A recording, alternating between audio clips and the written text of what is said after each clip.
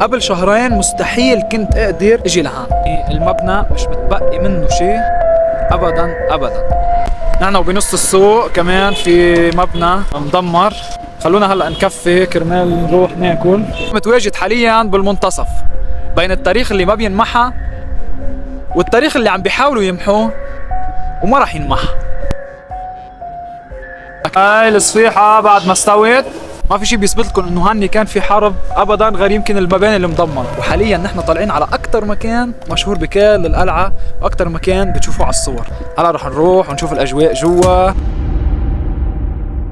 الفيديو حنشوف الاماكن اللي تضررت بسبب الحرب اللي صارت على لبنان باخر شهرين، وكمان حنشوف الاجواء الحلوه والناس اللي بتحب تعيش ضمن مدينه بعلبك. انا حاليا ببعلبك.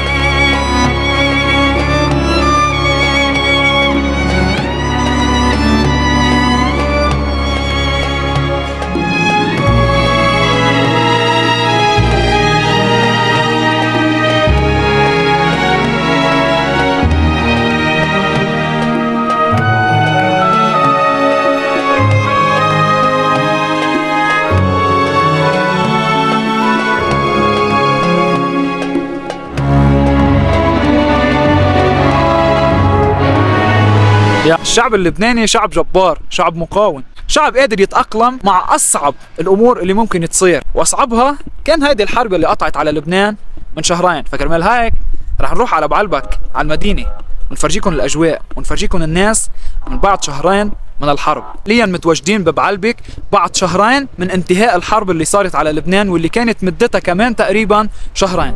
شفت هذا المشهد اللي بيزعل وبيحزن، بيخلي مشاعرك تتلخبط لأنك بتبطل تعرف أنك تفرح لأن خلصت الحرب، ولا أنك تكون حزين للناس يلي كانوا موجودين هان، يلي كان عندهم قصة وطموح وحياة حابين يعيشوها، وفجأة بلحظة اختفى كل شيء واختفت القصة معهم. وهذا المكان هو موجود قريب كتير كتير كتير على قلعة بعلبك اللي هي بتعد من أهم الآثار الموجودة مش بس بلبنان، بالعالم أجمع. بالرغم من كمية الضرر الكبير اللي صارت بهذا المكان، بعد قلعة بعلبك متواجدة وشامخة.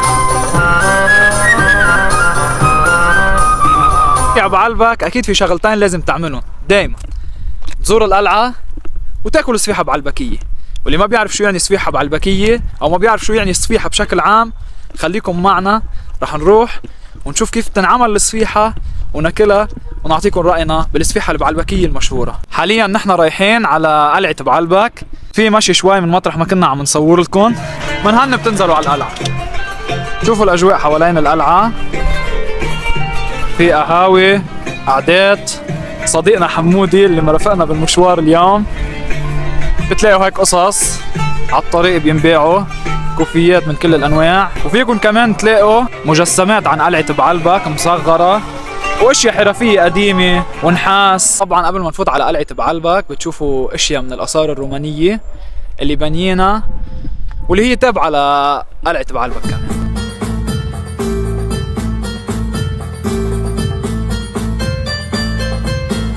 ماشيين لنوصل على قلعة بعلبك، لنوصل على المدخل. كمان بدي فرجيكم قدام السوق القديم ببعلبك، ببلش من هان. هلا رح نروح ونشوف الاجواء جوا. خلينا بداية نفوت على القلعة، ولتفوتوا على قلعة بعلبك لازم تشتروا تذكرة حقها 200,000، يعني $2 تقريبا اذا كنتوا من الجنسية اللبنانية. اما اذا كنتوا اجانب فلازم تدفعوا تقريبا $12، مليون ليرة لبناني. هيدا مدخل القلعة. تخيلوا هالمكان كله حجارته الضخمة اللي هلا رح نروح لحدهم ونفرجيكم قديش عن جد الحجر ضخم. تخيلوا هذا كله مبني على الايد ومن دون اي الات. قلعة بعلبك هي احد اهم الاثار الرومانية واقدمها، بود تاريخها لحوالي 5000 سنة قبل الميلاد، وانبنت القلعة على ايادي الفينيقيين عام 2000 قبل الميلاد. فيها كتير معابد وبتضم 2 من اكبر المعابد الرومانية اللي موجودة حاليا. جماعة يعني المعبد اللي وراي مبني على الايد على الايد، مش عم بتفوت بدماغي يا جماعه. تخيلوا قديش هو كبير وقديش الحجار كبيره، مش مستعملين فيه اي آلة. يا جماعه تخيلوا بس انكم موجودين بمكان له 5000 سنه مبني. كان هذا المكان مكان لعبادة الآلهة، في اشياء تهدمت بسبب الوقت، وحاليا نحن طالعين على اكثر مكان مشهور بكل القلعة، لنقطة بقلعة بعلبك. قادرين من هان نشوف القلعة بأكملها.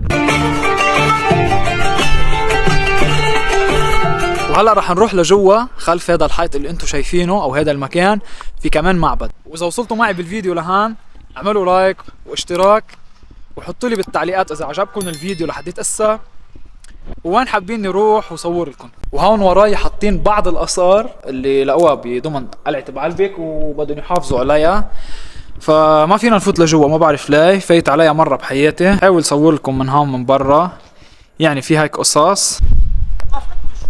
حتى على المدخل اللي فوقي محطوط رسومات محفورة بقلب الحجر، حجرب صور لكم اياها.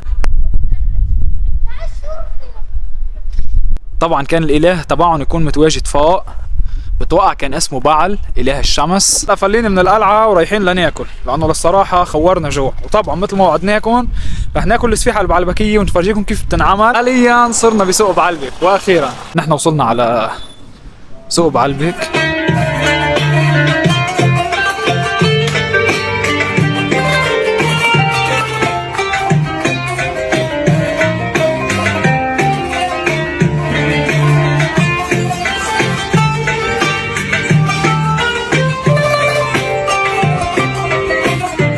الاجواء كتير حلوه اكثر من ما كنت بتخيل. ما في شيء بيثبت لكم انه هاني كان في حرب ابدا، غير يمكن المباني المدمره.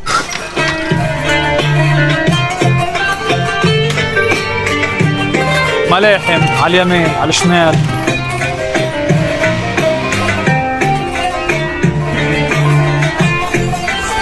نحن عم ندور على السفيحه، السفيحه اجت لعنا. ابشر لعيناك، اهلا وسهلا فيك حبيب القلب، بدنا تزيد السفيحه. هي اطيب اكله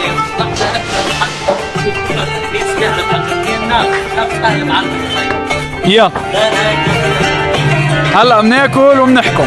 السفيحه هي عباره جماعه عن عجينه وبيحط بقلبها لحمه وبصل وبندوره وفات وسبع فراخ، وبتنحط بقلب الفرن.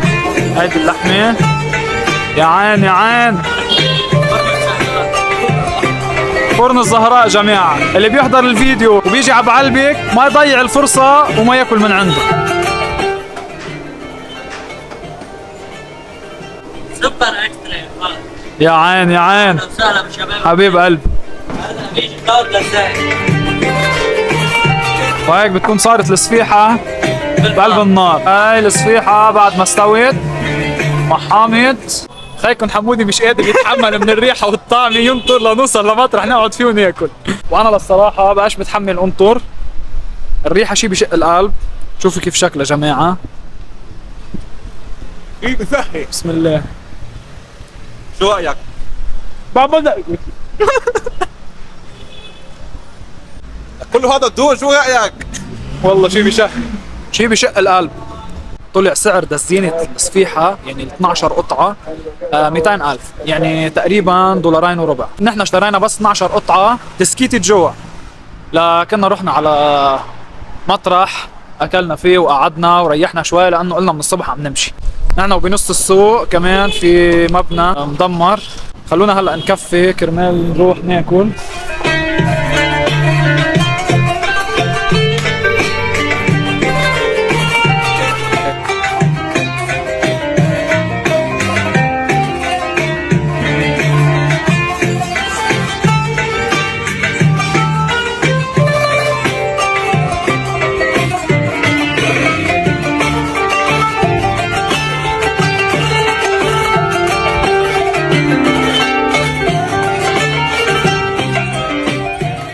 والطقس خرافي خرافي. قبل ما نوصل على الحديقة كلها مطاعم جماعة، كلها. وهذا مطعم وهذا كمان مطعم.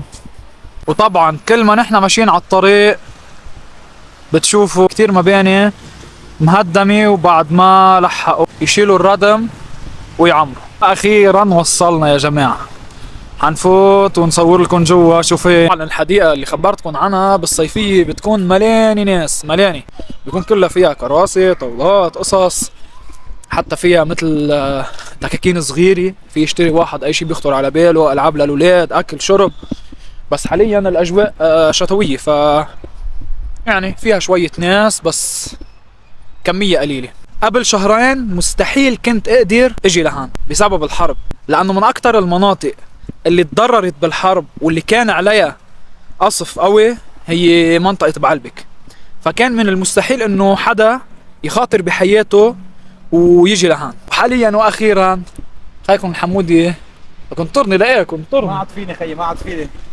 تعال حول. اكلنا وخلصنا، وطبعا انا ما بعتبر حالي اكلت لي 5 قطع، ما بيعملوا معي شيء. بدنا نروح نرجع ناكل هلا، فبعد عنا شوي بدنا نصور من الفيديو ونروح ناكل. صباح الخير. تاني يوم لإلي ببعلبك. فايق متأخر شوي، بس جاي على بالي اشرب فنجان قهوة، فشو رأيكم نروح نشتري فنجان قهوة؟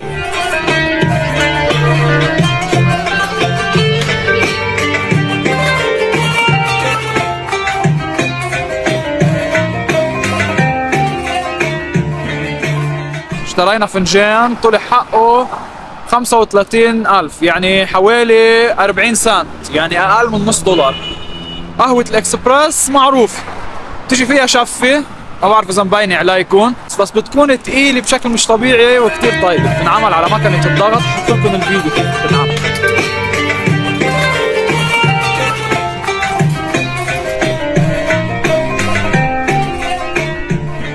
هلا قرر حمودي نروح نشتري كوفيات فلسطينية، ماشيين بالزواريب.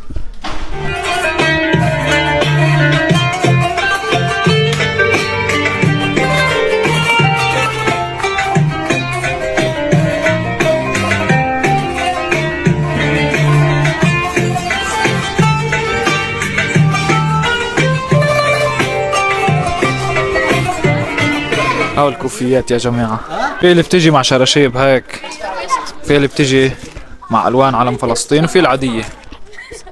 حاليا رايحين ماشي لناكل، طالع عبالنا الشاورما، فقالوا لنا في مطعم اسمه مطعم الملك اكله كتير طيب،